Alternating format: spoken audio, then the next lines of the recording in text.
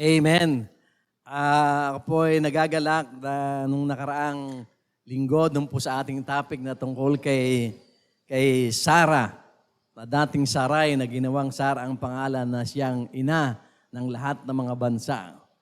Ay ipinakita po sa atin ng Panginoon ang kadakilaan na pwedeng mangyari sa buhay ng ating mga kababaihan ayon sa mabuting halimbawa na ipinakita po sa atin ang buhay ni Sarah.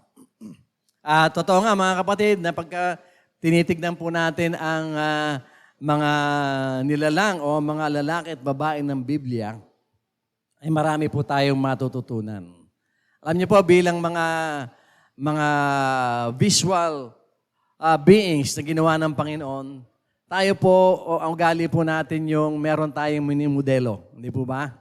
At yung minimodelo natin, usually kung ano yung suot nila, yun ang gusto nating suotin. At kung ano yung kanilang prinsipyo ay gusto nating sundin.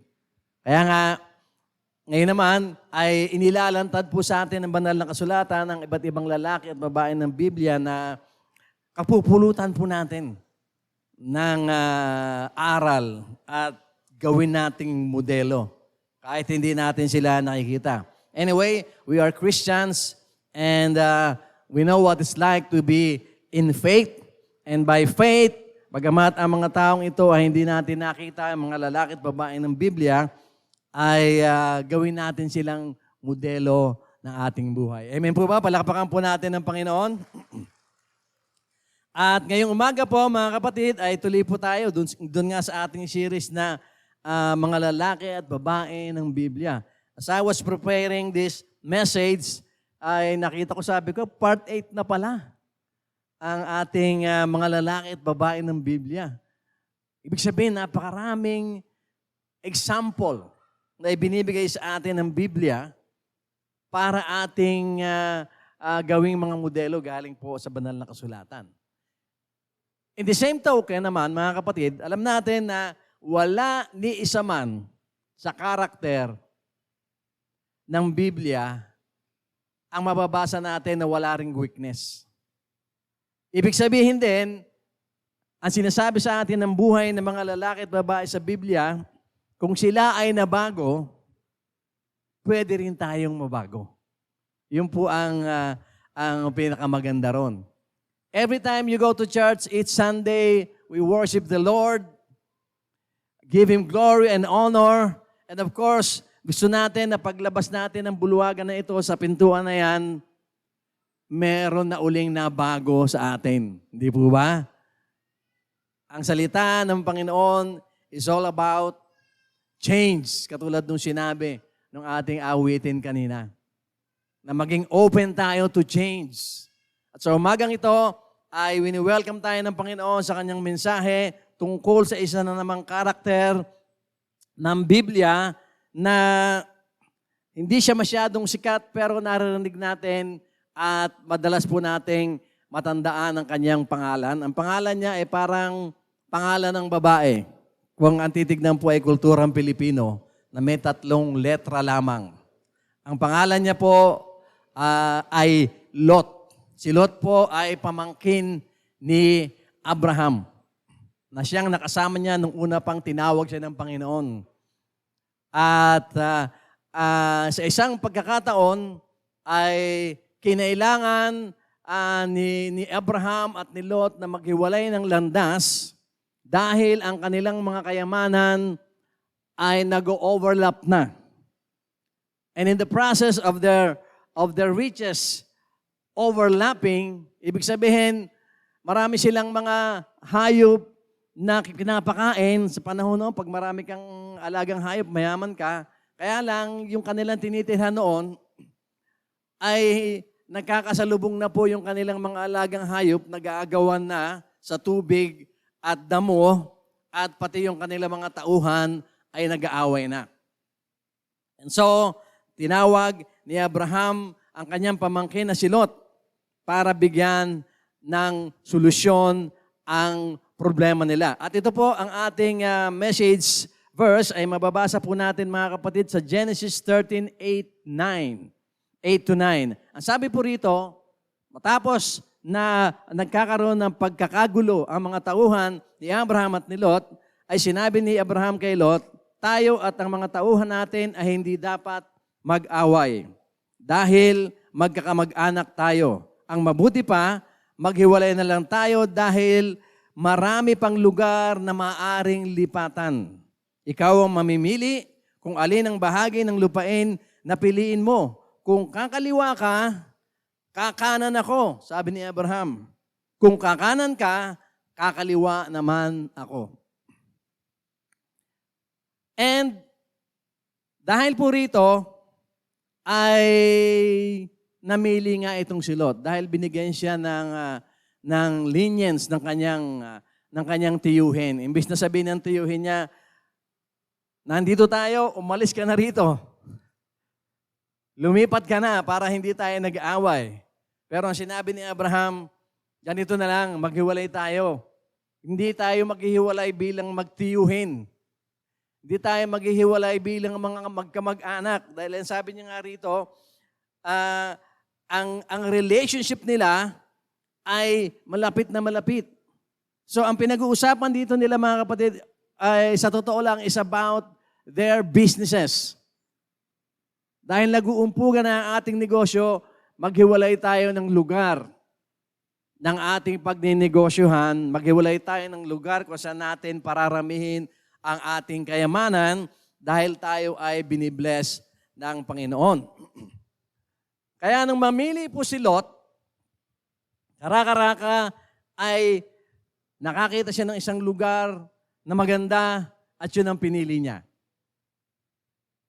At alam na natin ang nangyari, mamaya ay babalikan natin. Kaya ang title po ng ating mensahe ngayong umaga, mga kapatid, ay Lot. Andiyan na po ba? Ulit, balik natin. The man who was seduced by greener pasture. Ang lalaking nahalina sa kasaganaan. Sa ating pong panahon ngayon, ay usong-uso pa rin yung looking for greener pastures. Hindi po ba? Kapag ang isang tao ay usually mag-abroad, magtatrabaho sa abroad, tanongin mo reason, anong reason? Greener pasture. Di po ba? Especially sa US, kung saan ang dollar ay kulay green. Talagang greener pasture. Hindi po ba? At alam naman natin din, mga kapatid, na sa paghahanap ng greener pastures, ay marami din po ang nasisira ang buhay. Nasisira ang pamilya. Lalo na kung walang disiplina at walang sinusundan na Diyos, ang mga lumalabas papunta sa abroad for greener pastures at sometimes yung naiiwanan ay nagkakaproblema rin. So in the end, kaya pumunta yung isang kababayan natin sa abroad for greener pastures. Anong ibig sabihin? Para makaipon ng maraming pera. Para kanino? Hindi para sa kanyang sarili, para sa kanyang pamilya.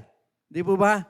Kaya lang pagbalik niya, the very family that he or she is trying to grow o pamilya na gusto niyang ingatan at bigyan ng kasaganaan, mabuhay ng matiwasay at masagana, pagbalik dito sa Pilipinas, wasak na yung pamilya. So nangyari, baliwala ang greener pasture. Ganun po ang nangyari. At ito rin po ang nangyari kay Lot. Nung piliin niya yung magandang kapatagan, ay kasama doon ang Sodom at Gomorrah. At alam na natin, mga kapatid, na itong si Lot ay tumira mismo sa Sodom. At itong si Lot, pag nababanggit ang pangalan nitong si Lot, ay naalala natin si Abraham, but at the same time, naalala natin lagi ang Sodom at Gomorrah. Kasi kung natatandaan natin yung istorya, nung pinaalis ng Panginoon si Lot sa Sodom, ang sabi ng Panginoon, sabi ng anghel ng Panginoon, tumakbo na kayo papuntang bundok, huwag kayong lilingon. Eh lumingon yung asawa niya. Yung asawa niya naging pillar of salt. Yun po ang nangyari. sa istorya na yon. Kaya makikita po natin na laging itong pangalan ni Lot ay associated with Sodom and Gomorrah. And so, I would like you to remember his name. Ito pong si Lot. Dahil sa panahon natin ngayon, Sodom and Gomorrah is trying to rise up again. Bumabalik na naman ito. Kaya pag narinig natin yung mga issue related sa Sodom and Gomorrah, let us remember Lot and let us remember the lessons of the life of Lot para po sa atin. Kaya po tayo po ay magpapatuloy na. Titignan po natin mga kapatid yung ilang bagay at aral na mapupulot po natin sa buhay ni Lot. Alam na natin, nung pinili ni Lot, yung kapatagan, alam niyo naman yung valley as compared to mountains, talagang masagana kasi usually ang tubig doon pumupunta. May tubig, kailangan ng mga hayop yon. May kapatagan, may mga damuron. And so, talagang sabi ni Lot, ito yung greener pasture na naakit talaga siya. Nung kasaganaan, nung kapatagan, kung nasaan naman, nandun ang Sodom at Gomorrah. At dahil sa ginawa niyang yon, ay nagkaproblema po siya. Kaya po mga kapatid, tignan po natin ang sinasabi ng buhay ni Lot sa atin ngayong umaga. Una, dahil si Lot ay nagkaroon ng kabiguan sa pagpili niya ng greener pasture. Nung pinili niya yung kapatagan na masagana, hindi niya alam mali yung kanyang ginagawa. Ano po ang lesson sa atin ng buhay ni Lot na applicable sa buhay natin ngayon? Dapat sana ang ginawa ni Lot at ang dapat natin gawin ngayon ay piliin ang kabutihan kaysa kaginhawaan. Marami na po akong kinounseling na mag-asawa. Marami na po akong individual na diniscourage na mag-abroad. At sinabi sa kanilang, magtiis na lang kayo sa Pilipinas, magtiwala kayo sa Diyos, pagpapalain niya kayo. Dahil ayaw ko na ang pamilya ninyo ay mawasak dahil sa kaakit-akit na greener pasture. Merong isang binata na akin pong pinayuhan dahil siya isang mahirap na gustong magkapamilya. Sabi niya, mag-a-abroad daw siya. Sabi ko, pwede ka mag-abroad but only for a given time. Halimbawa, mag-abroad ka, say, 3 years, 2 or 3 years. Kailangan ka malinaw. Bakit ka mag-abroad? Ano ang gagawin mo pag nasa abroad ka na? Binata pa siya eh. Eh di pag nasa abroad ka, mag-impo ka, huwag kang magsugal doon, huwag kang magsugal online, mag-impo ka. After 3 years or 2 years, uwi ka na rito, magtayo ka ng bahay mo rito dahil gusto mo magpamilya, and magtiwala ka sa Diyos, i-build up mo yung family mo dito, magtrabaho ka dito, sa tiwala sa Diyos at sa awa ng Diyos, pagtatagumpayin ka niya. Kasi nga, yung greener pastures ay deceptive eh. Maganda, ang ganda ng ilog, ang ganda ng damo. May green dollars doon. Talagang, magkano ngayon ng dollar? 55 to $1 ang palitan po sa pera natin. Talaga namang, ang sarap eh. Ang ganda eh. Pero, hindi dapat basta ang titignan na lang natin yung kagandahan ng mga damo, yung kagandahan ng ilog, ng kapatagan, o value ng pera na makikitain natin sa abroad, o kasaganaan na madadala natin sa pamilya. Kailangan, over and above that, ay piliin natin ang kabutihan kaysa kaginhawaan. Alam niyo po, sa abroad, pag may kausap kang babae, na tawag mong ma'am. At ang palagay pala niya sa sarili niya, siya ay sir. Kung nasa loob ka ng coffee shop, itatapong ka ng taong yung palabas ng coffee shop. Sisigawan ka, madidemanda ka, makukulong ka. Dahil, ako, bakit mo ako tinawag na she? Those are one of the reasons kung bakit hindi dapat na magdala tayo ng pamilya sa abroad. Kasi pag nadala na natin sila abroad, o kaya doon sila pinanganak, mahihirapan ka ng turuan ng mabuti ang iyong mga anak. Yung kabutihan, wala na yun. May ginhawa, pero nandun din ang kasamaan na overwhelming. At ito yung hindi nakita ni Lot. Hindi niya napansin na may Sodom and Gomorrah doon. Kung napansin man niya, hindi muna siya nag-imbestiga. O nga't magandang damuhan, magandang ang pasture land. Pero teka, baka may masasamang loob dito. Hindi yung tinignan ni Lot. Ang totoo niyan, tumira pa siya sa Sodom. Tumira siya mismo doon sa Sodom. At mamaya makikita natin kung ano nangyayari doon sa Sodom. At napalagay sa panganib ang kanyang pamilya. Much like what is happening to many families dito sa Pilipinas na mga nagsisipag abroad who are looking for greener pastures.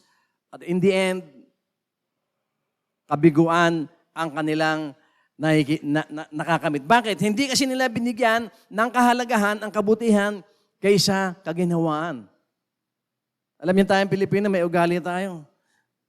Magandang magandang opportunity. Pero lahat ng klaseng kasalanan meron doon. Meron pang isang bansa na allowed na ang tao ay makipag-sex sa hayop. Legal na po yan. Sa Germany, in some parts of Germany, ang tao pwedeng magpakasal sa kanyang alagang tuta. Isipin nyo, dadalhin niyo ba yung pamilya nyo doon? Paano kung malaki na yung anak mo? Sabi ng anak mo sa'yo, Mami, Daddy, magpapakasal na ako. Tuwan-tuwa ka naman, ikakasal na yung anak mo. Sige, dali mo dito yung papangasawa mo. Kinabukasan bumalik, may dala-dalang golden retriever na aso. Asa na yung pakakasalan mo? Siya, yung ba yung may-ari ng aso? Hindi po, Daddy, Mami, ito po ang pakakasalan ko. Itong aso ko. Ganon kasama kung minsan na naghihintay sa atin right beneath the greener pastures na nakakaakit sa atin. Green na green ang damo. Pero pag inangat mo pala yung damo, mala-impyerno yung ilalim ng damo. And this is one of the things na hindi po na-consider ni Lot. Anyway, siguro ito imagination ko lang. Nung sinabi ni Abraham, sige, pamangkin, maghiwalay tayo para gumanda yung relationship natin. Pag gumanang ka, kakaliwa ako. Pag kumaliwa, kakakanan ako. Diba? Nakita niya yung magandang valley, kapatagan. Baka mamaya mapili pa ito ng tiyuhin ko. Ako na lang ang pipili rito. Maganda. Malapit pa dito sa akin panggagalingan. Ito naman si Abraham, wala siyang pake kung saan magpunta si Lot. Hindi niya iniintindi kung malalaman siya ni Lot o hindi, dahil pamangkin niya, mahal niya yung pamangkin niya. Una sa lahat, nagtitiwala siya sa Diyos. Na kung saan man pumunta si Lot, kaliwa man o kanan, paatras man o pasulong, yung maiiwan sa kanya ay ibibless siya ni Lord. Yun ang kaibahan kay Abraham at kay Lot. Ito namang si Lot, nakakita ng green pastures na nahalina siya, na si Diyos siya ng kagandahan at kasaganaan na pwedeng ibigay nito, karaka-karaka nagdesisyon siya. Kaya sabi po mga kapatid sa Genesis 13:10, tumanaw si Lot sa paligid at nakita niya, just remember mga kapatid na nag-uusap sila ni Abraham, andito si Lot, pumili ka kung saan kang pupunta. Ibig sabihin, habang nakatayo dito si Lot, tumanaw siya. Ang sabi po rito, tumanaw si Lot sa paligid at nakita niya ang kapatagan ng Jordan hanggang sa Zoar ay sagana sa tubig, katulad ng lugar ng Eden at ng lupain ng Ehipto. Nangyari ito noong hindi pa nililipol ng Panginoon ang Sodom at Gomorrah. So makikita po natin dito na itong si Lot ay madaling nagdesisyon. Kasi baka nga naman maunahan siya. Ito naman si Abraham, kahit unahan mo ko kahit saan, may pangako sa akin si Lord. Pagpapalain ako. So it doesn't matter kung ako ay maawi sa tuktok ng bundok. Pagpapalain pa rin ako ng Panginoon. Kasi para kay Abraham, ang kasaganaan ng kanyang pamilya, ang kaginawahan ng kanyang pamilya ay nasa Diyos. But on the other hand, si Lot naman, hindi niya iniintindi. Alam niya naman, kadalasan kapag kabataan tayo, pag nagdesisyon tayo, talagang desidido tayo, this is the right decision. Wala nang iba. Magdidesisyon na tayo. Only to find out later na nagkamali pala tayo. Ganun po ang nangyari kay Lot. Ano po ang tinuturo sa atin nung pagpili ng kabutihan kaysa kaginhawaan? Paano po natin gagawin ito? Umasa po tayo sa Diyos sapagkat ang umasa sa Diyos ay mas mabuti. Huwag po nating asahan yung ganda ng damo, yung ganda ng ilog, na mala paraiso, ang kasaganaan sa lugar na yon. Huwag tayo doon umasa. Doon umasa si Lot eh. Sa unang tingin pa lang sabi niya, magaling ako kumilatis ng lugar eh. This is it. This is for me. This is mine. Pero kung ano-ano ang nangyari sa kanilang buhay sa lugar na iyon. Kasi hindi siya umasa sa Diyos. Hindi niya inisip na ang kabutihan ng kanyang buhay, ng kanyang pamilya ay sa Diyos. Hindi siya contented kung ano meron siya. Kaya nagmamadali siya to grab the opportunity of getting the greener pasture. Nagmamadali siya. Hindi na siya nag-isip. Kaya nga tinuturo naman sa atin ngayon, huwag natin gayahin yung kahinaan ni Lot na yun. Kung hindi, ang gawin natin ay maging kontento tayo sa kung anong meron tayo ngayon para hindi tayo nagmamadali sa ating mga desisyon sa buhay. Hindi naman natin sinasabi na maging kontento kayo sa kahirapan ngayon at buong buhay na kayong maghihirap. Hindi po. Pag sumusunod kayo sa Diyos, eventually, i-bless kayo ni Lord. Ang kaginawahan, masking dito sa lupa, ay maari niyong makamit. Kasi sumusunod tayo sa Diyos. Kaya lang pag wala yung contentment, pag nakakita tayo ng konting puwang ng opportunity na hindi na natin sinisiyasat, lundag agad tayo. Ganun po ang nangyari kay Lot. Kaya kailangan po mga kapatid na umasa tayo sa Diyos sapagkat ang Diyos ay mas mabuti kaysa anumang greener pasture na inaalok sa atin. Isipin muna natin ang Diyos before we make any decision. Isipin muna natin ang kabutihan ng Diyos. Before we make any decision, ipanalangin muna natin sa Panginoon anuman ang pagpapasyang gagawin natin. Si Lot hindi na nag-pray. Dapat sana nung sinabi ni Abraham na pumili ka. Sabi niya, maganda tong kapatagan na to eh. Uncle, mag-pray nga tayo kung ito yung talagang gusto ni Lord para sa akin. Hindi. Hindi na siya nag-pray eh. Basta dito ako. Total, sabi mo, Uncle, kung ano piliin ko sa akin, bahala ka na sa buhay mo, di ba? So, ganun ang ginawa niya. At dapat, para hindi po tayo napapahamak at napupunta sa kasamaan dahil sa pagpipiling ginawa natin na nagkamali tayo, ay humingi tayo ng pangunawa sa Diyos at matakot ng may paggalang at pag-ibig sa Diyos. Ano po ang sinasabi nito sa atin? Whatever we do, let's do it together with the Lord.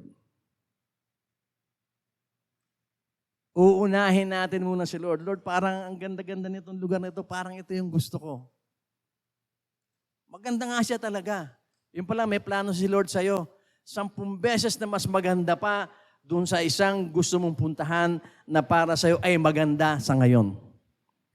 But because hindi ka nanalangin at hindi mo hinanap yung mas mabuti na ayon sa Panginoon, hindi mo tinanong sa Panginoon, katulad ni Lot, nagkamali siya tuloy ng pili. Ang sabi po sa Kawikaan 2:3-8 na nagsasabi sa atin na humingi muna tayo ng pangunawa sa Panginoon, manalangin muna tayo. Ang sabi po rito ay ganito, pagsikapan mo magkaroon ng pangunawa na parang naghahanap ka ng pila ko anumang nakatagong kayamanan. Kung gagawin mo ito, malalaman mo kung ano ang pagkatakot sa Panginoon at maunawaan mo ang tungkol sa Kanya. Sapagkat ang Panginoon ang nagbibigay ng karunungan, kaalaman at ng pangunawa. Iniingatan niya ang mga namumuhay ng matuwid, patapat at walang kapintasan, binibigyan din niya sila ng katagumpayan. Humingi muna tayo ng pangunawa sa Panginoon at kung tayo ay meron ng pangunawa, magiging matuwid tayo, magiging matapat tayo, resulta, bibigyan tayo ng tagumpay ng Panginoon. Kung nanalangin muna sana si Lot at tinanong niya, Lord, ito ba yung gusto mong ibigay sa akin? Nakapatagan. Sinabi sa kanya sana ni Lord, huwag yan. Kasi hindi magiging mabuti sa iyo yan.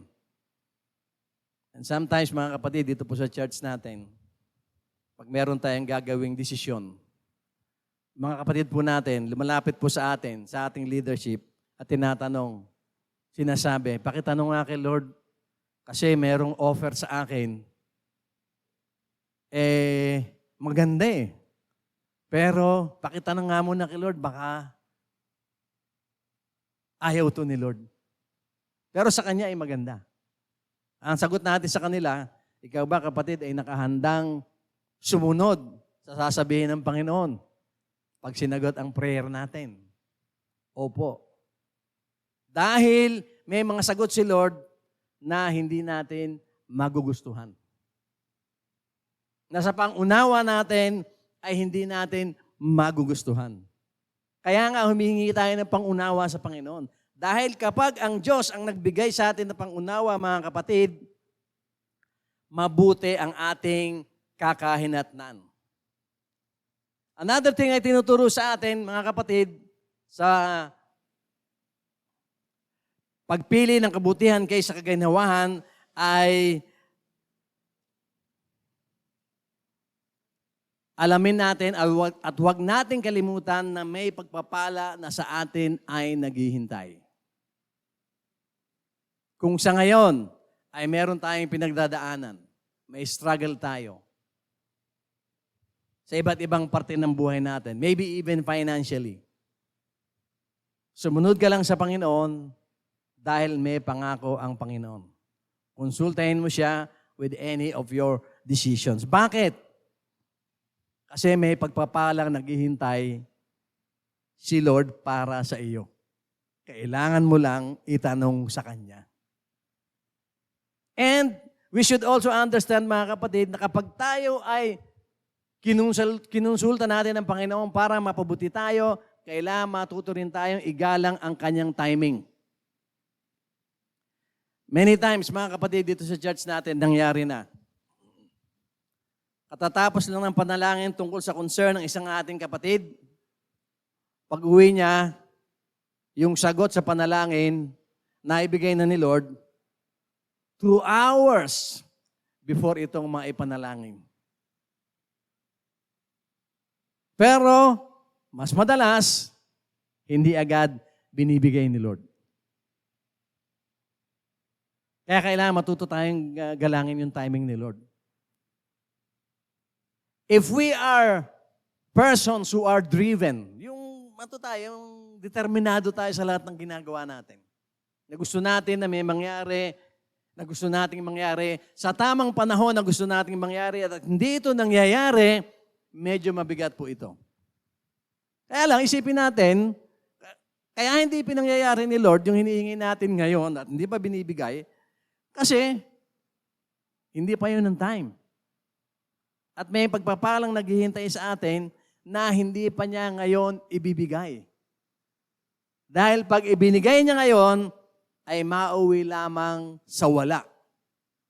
Kasi meron tayong Diyos na nakakaalam ng lahat ng bagay at nakakaalam ng ating future. So instead na tayo ay mainip sa timing ni Lord, abangan natin yung pagpapala niya. Keep on praying. Keep on praying every day. Pray for what you are asking for God, from God. Huwag kang magsawa because the Lord is never late. Hindi nalilate ang ating Diyos. Laging sa tamang panahon, ibinibigay niya ang tamang ibibigay sa atin para tayo ay mapagpala niya ng tama. At bilang mga Kristiyano, sa pamamagitan ng pananampalataya ay maniwala tayo na sa mga pangako ng Diyos na tayo ay kanyang pagpapalain. And another thing, mga kapatid, sa pagpili natin ng mas mabuti, bago tayo magdesisyon, tandaan natin na dapat maging excited tayo sa Diyos. Gawin nating kayamanan ang Diyos at ilagay mo ang puso mo sa Diyos bilang iyong kayamanan. Siya ang unang kayamanan natin. Dahil lahat ng meron tayo, lahat ng na-consume na natin sa ibabaw ng lupa, hininga at pagkain at energy, lahat yon galing sa Diyos. Kaya siya yung pinakamayaman sa lahat at siya ang yaman natin. Sabi po sa Lucas 12:34, sapagkat kung nasaan ang kayamanan ninyo, naroon din ang puso ninyo. Nasaan ang kayamanan ni Lot? Sabi ni Lord, mayaman na ako, pero pag tumira ako dito sa Zoar, masyayaman pa ako. Diba? Yun ang iniisip ni Lot. At pag yumaman ako, mas mabibless ang aking pamilya. Di ba ba? Yun ang mentality ni Lord. Pero later on, we will see na hindi yun ang nangyari. Kaya dapat mga kapatid, mag-alak tayo sa Panginoon higit sa lahat kaysa mga material na bagay. Walang masama sa mga material na bagay. Kasi galing din kay Lord yan eh. Pero pag minahal mo na yung material na bagay, kaysa kay Lord, doon na tayo nagkakaproblema. Kagaya nung ginawa ni Lot, agad-agad nag-decide siya. Hindi niya na kinonsulta ang ating Panginoon. Hindi na siya humingi ng karunungan sa Panginoon. Nag-decide na lamang siya. So pangalawang mensahe po sa atin ng buhay ni Lot, mga kapatid, ngayong umaga ay piliin ang kaligtasan kaysa panganib. Choose to be safe than sorry. Yung ugali natin mga Pilipino, hindi bali na. Maganda yung opportunity ron eh.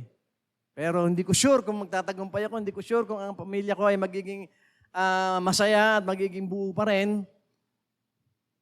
So, Pilipino tayo, bahala na. Basta susugurin ko na yung gusto kong puntahan na lugar. Hindi natin sinabi na bahala na si Lord, di ba? Sabi pa ng iba, bahala na si Batman. Yan pa yung sinasabi ng iba. Hindi na si Lord ang binibigyan ng konsiderasyon. Basahin po natin mga kapatid ang sinasabi sa Genesis 19:4-5 and then lulundag tayo sa verses 9 hanggang 11. May kahabaan po ito pero pakinggan po natin. Ito po ay kasaysayan na merong dalawang anghel na pumunta kay Lot sa kanyang bahay. And then, nung maggagabi na, ang sabi nung dalawang anghel na kanyang pinakain at inasikaso, kami magdidilim na, kami ay aalis na, matutulog na lamang kami sa plaza. Ayaw mag-impose ng mga anghel kay Lot. Pero pag tinignan po natin yung kasaysayan, mamaya makikita natin, meron palang iniiwasan yung mga anghel. Kaya lang again, si Lot ay hindi na rin kinonsulta ang Panginoon. He made a decision which is seemingly right. May bisita kang dalawang anghel, matutulog sa plaza, bakit may bahay naman ako Di ba? Bakit? Baka magalit sa akin si Lord. Nagpadala ko ng anghel sa iyo, hindi mo inasikaso. Sa plaza mo pinatulog. At sa panahon noon, mga kapatid, sa Sodom at Gomora, yung mga natutulog sa plaza, inaabuso ng mga kalalakihan ng citizenry ng Sodom and Gomora. Lalo na kung lalaki. Pinagsasamantalahan po nila. At the end of the night, bago sumikat ang araw, patay na yung natulog sa plaza. Well, of course, yung mga anghel, malakas ang loob nila matulog sa plaza. Anghel naman sila Ano magagawa sa kanila ng masasamang loob? Pero ganito nga po ang nangyari, nang mamamahinga na sila para matulog ang pamilya ni Lot, dumating ang lahat ng bata, pakinggan niyo po ito mga kapatid, at matatandang lalaki sa Sodom, at pinalagiran nila ang bahay ni Lot. Isipin ninyo, lahat tayo, puro lalaki at babae, matanda, bata, pumunta sa bahay ni Lot. Halimbawa, di ba alarming na yun? Bakit lahat ng lalaki magpupunta ron? Ganito po ang sumunod na scene. Tinawag nila si Lot at tinanong, nasaan na ang panauhin mong lalaki na dumating ngayong gabi? Palabasin mo sila rito dahil gusto namin silang sipingan. Verse 5. Lundag tayo sa verse 9. Pero sinabi ng mga tao, dayuhan ka lang dito kaya sino ka para makialam sa amin? Umalis ka riyan, baka masigit pa ang magawa namin sa iyo kaysa kanila. Explain ko lang po yung simula sa verse 6 hanggang 8. Nung pong kinatok ng itong mga lalaki, si Lot, sa palabasin mo yung dalawang bisita at sisipingan namin. Ilan po tayo rito ngayon? Sabihin na natin may 100 na lang tayo. Yung isang lalaki, sipingan ng 100 na lalaki. Hindi tatagal ng 2 oras ang buhay na, mamamatay yun. Sigurado yun. The person will bleed to death. At ayaw ni Lot na ibigay yung mga anghel. Bisita ko to Bakit nyo lalapastanganin? Bisita ko to, pinuproteksyonan ko to. Nagalit yung mga taga-Sodom. Ang sabi nga sa kanya, dayuhan ka lang dito, kaya sino ka para makialam sa amin? Ibig sabihin, gusto namin gagawin namin. At umalis ka dyan, ang sabi kay Lot, sa kanyang pintuan. Baka masigit pa ang magawa namin sa iyo kaysa kanila. Pagkatapos, itinulak nila si Lot. Tinulak mula sa pinto. Lalapit sana sila sa pintuan para gibain ito.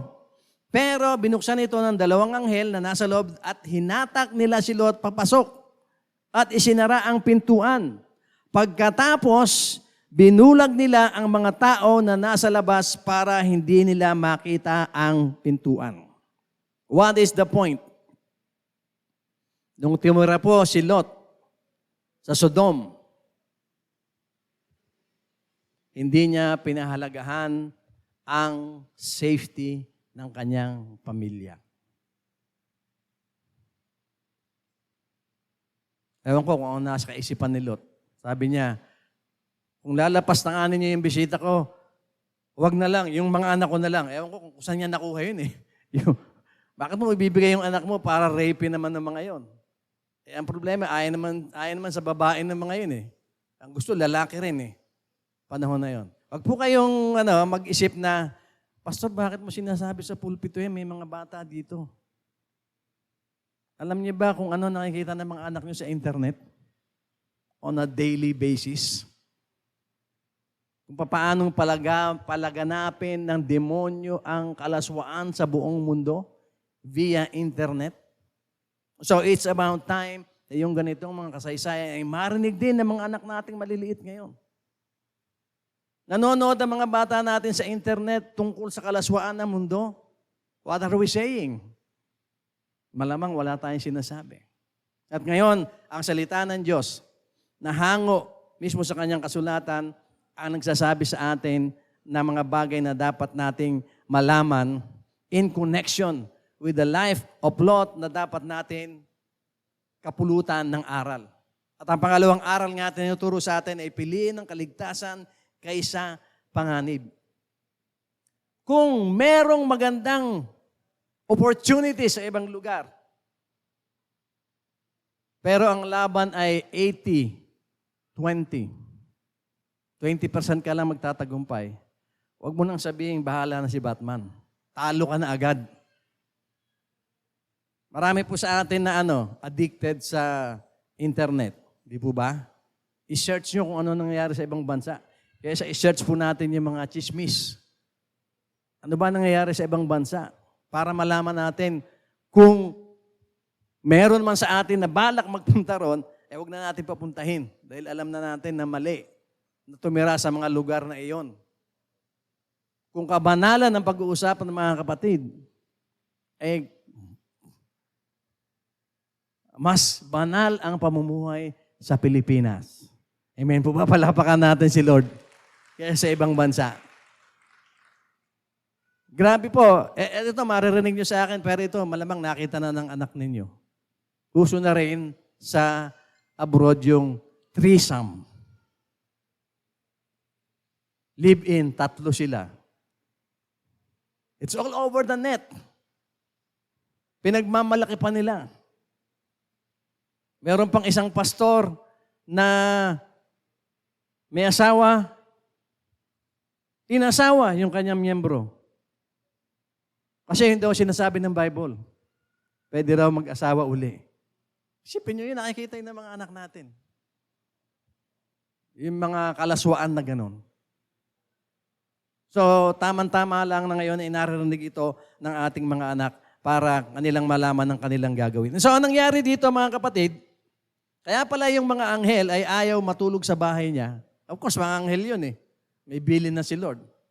Sa plaza kayo matulog, dahil pag natulog kayo sa bahay ni Lot, dudumugin yan ng mga homosexuals na lalaki. Kaya pala, mapilit naman si Lot na persuade niya yung mga anghel. So, ganun nga nangyari. Mabuti na lamang at makapangyarihan talaga yung mga anghel. At binulag yung mga... Gaano kaya kalaki yung Sodom? Sabihin na natin, isang barangay na lang ang Sodom. Kasing laki ng barangay San Juan. Gaano karami lalaki rito? Libo-libo. Hindi po ba? Sabihin na natin, isang sitio na lang yung Sodom sa size. Baka kung mga 500 lang yung kalalakihan na pumunta. Adults and boys. Para pagsamantalahan yung 2 anghel. Siguro gwapo. Alam niyo naman mga anghel eh. Kadalasan niya mga gwapo. Natipuhan nila. Binulag silang lahat. At alam niyo naman na nangyari sa Sodom at Gomorrah. And meron po ngayong lumalabas sa internet na isang grupo na sinasabi nila na nakita na nila yung location ng Sodom at Gomorrah. Meron po silang mga nakitang pottery na made of bronze. Nung makuha nila yung pottery na yun, pinaimbestigahan po nila sa mga expert. Yung pong kabila ng pottery, glazed, makintab siya. Makintab. At yung kabila, hindi. So, unang-una lang conclusion, ganito. Hindi ito yung Sodom. Kasi sa panahon na ito, walang glazed pottery. Di po ba? Ganun. And then, sa patuloy nilang paghukay, nakahukay po sila ng buto na meron pong pader dito na mga 4 feet tall. Yung pader. Sabihin natin 3, ganyan. Nahukay nila yung bones dito. Yung bones, natakpan na ng lupa, pero nakatayo yung bones. Kalahating katawan lang. And then, upon further investigations, they realized na kaya kalahating katawan lang, nung tumama yung sobrang init na sumpa ng Panginoon sa Sodom. For example, sabihin na natin, nagpadala ang Diyos ng meteor. Yun po ang theory. May dumating na meteor. So pag bagbaksak po ng meteor, parang atomic bomb yan. So sumabog yun, yung pader hindi nasira. Pero yung taong nakatayo, yung upper body niya nawalan lahat. Na-incinerate. Kaya natira yung bone sa baba kasi may pader. So, they were concluding na ito na nga yung Sodom and Gomorrah. Yung pottery kaya naging glazed yung isang muka ay dahil natunaw pala sa init ng apoy. Wala siyang glazing talaga kundi natunaw siya. So, isipin po natin mga kapatid, yung puot ng Diyos sa ganong kasalanan ay grabe po. At itong si Lot ay na-involve sa kasaysayan na yon na ang naging bunga, yung kanyang asawa ay naging haliging asin, and so on and so forth na nangyari sa buhay niya. Kaya tinitignan natin ngayon, ano ba yung mga leksyon ng buhay ni Lot para sa atin ngayong umaga. Tinuturo din sa atin mga kapatid para mapili natin ang kaligtasan kaysa panganib. Bago tayo magdesisyon, timbangin muna natin ang mga bagay-bagay. Mag-imbestiga muna tayo. Ano ba yung gusto mong gawin? Tignan natin ang pros and cons. Saan mo ba gusto pumunta? Ang mga tao ba ron ay walang kabanalan, walang Diyos, huwag ka na pumunta ron. Diba? Huwag lang mga natin tignan mga kapatid yung benepisyo o pakikinabanging material na bagay. Isipin muna ang magiging bungang spiritual ng ating magiging desisyon. Isipin ang spiritual safety natin at ng ating pamilya bago tayo magdesisyon. Manalangin muna bago magdesisyon. Timbangin muna ang lahat. Huwag pagtiisan ang kasamaan dahil lamang sa kaginawahan, mga kapatid. Alam mo na masama yung bansang yon. Alam mo na yung trabahong yon ay maglalayo sa Panginoon sa iyo. Huwag mo nang ituloy yon. Mas mabuti ang may kabanalan kaysa marangyang buhay sa gitna ng kasamaan. At ito po ang nangyari kay Lot sa kanyang pamilya. Makikita po natin ito sa 2 Pedro, chapter 2, verses 6 hanggang 10. Makikita po natin dito, tayo po ipatapos na, ang pagtitiis na ginawa ni Lot sa kalagitnaan ng kasamaan ng Sodom. Ito po ang sinasabi. Hinatulan din ng Diyos ang mga lungsod ng Sodom at Gomorrah dahil sa kasamaan nila. At sinunog ang mga ito para ipakita ang mangyayari sa masasama. Example. Kasi may hell eh. Merong impyerno na naghihintay eh. Yung nangyari sa Sodom is only an example. Pero, sa verse 7 ang sabi, iniligtas ng Diyos si Lot, isang taong matuwid na nababahala sa malalaswang pamumuhay ng mga tao. Habang naninirahan doon si Lot, araw-araw niyang nasasaksihan ang masasama nilang gawain at labis na naghihirap ang kalooban niya. Kahit na napili ni Lot ang Sodom at wala na siyang choice dahil pinili niya, pero sa araw-araw ng kanyang buhay ay hindi po siya natatahimik. Ang sabi, araw-araw niyang nasasaksihan ang masasama nilang gawain at labis na naghihirap ang kalooban niya. Sa verse 9, ang sabi, kaya makikita natin na alam ng Panginoon kung paano ililigtas sa pagsubok ang mga matutuwid at kung paano parusahan ang masasama. Parurusahan niya lalo na ang mga sumusunod sa masasamang nasa ng kanilang laman at ayaw magpasakop sa kanya hanggang sa pagdating ng araw ng paghukom. Ang binabanggit kong mga huwad na guro, ang sabi rito, ay ang mayayabang at mapangahas. Hindi sila natatakot lapastanganin ang mga kapangyarihan, ang mga makapangyarihang nilalang. Ibig sabihin dito, ito pong gumagawa ng mga kahalayan ng laman o nasa ng laman ay hindi ginagalang maging ang batas, maging ang gobyerno, at yun po ang nangyayari ngayon, especially sa US. Ang batas ang pinasusunod nila sa kanila. This has happened before. At pinagdusahan na ito ni Lot. At dahil dito, nasira ang kanyang pamilya. Naligtas siya, pero ang asawa niya ay hindi naligtas. At mahaba pa yung istorya ni Lot sa kanyang mga pagkakamali at pagkakamali ng kanyang mga anak na nagpahamak sa kanyang lahi. Kaya ngayon pa lamang tinuturuan tayo na magkaroon tayo ng karunungan Gamitin natin ang karunungan na galing sa Diyos bago tayo magdesisyon. At in conclusion, mga kapatid, ito po ang sinasabi sa atin, huwag tayong mahalina sa anumang bagay o pagkakataon nang hindi natin kinikonsulta ang Panginoon. Para ang anumang hakbang na gagawin natin ay hindi tayo nito maikulong sa kalagitnaan na pagsisisihan natin pagdating ng araw.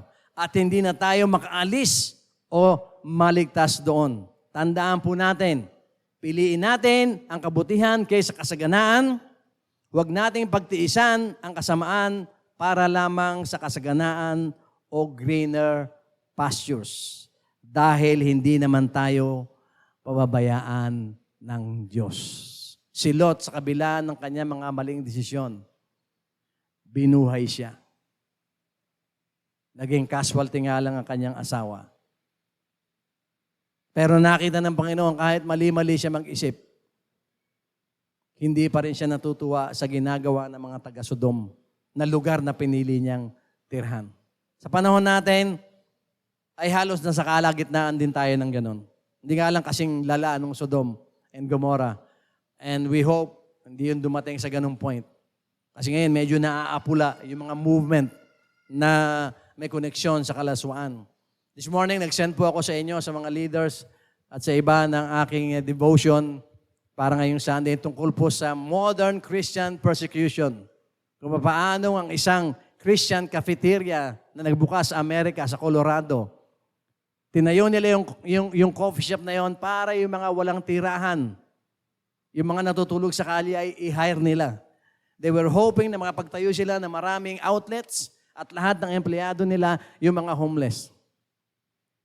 Dahil sila ay mga Christian. Ngayon po, even as I stand here, every week, 2 beses po nagrarally sa harapan ng coffee shop ang mga taong may malalaswang kaisipan. At yung pong salamin ng kanilang coffee shop na ganyan, kung ano-ano na po vandalism ang ginagawa. Nandito po tayo. Pero huwag tayong bibitaw sa Panginoon. Katulad ng binilin sa atin, piliin natin ang kabutihan kaysa kasaganaan at huwag natin pagtiisan ng kasamaan para lamang sa greener pastures. At ngayon mga kapatid, palakpakan po natin ang Panginoon dahil napakaganda po ng kanyang mensahe sa atin.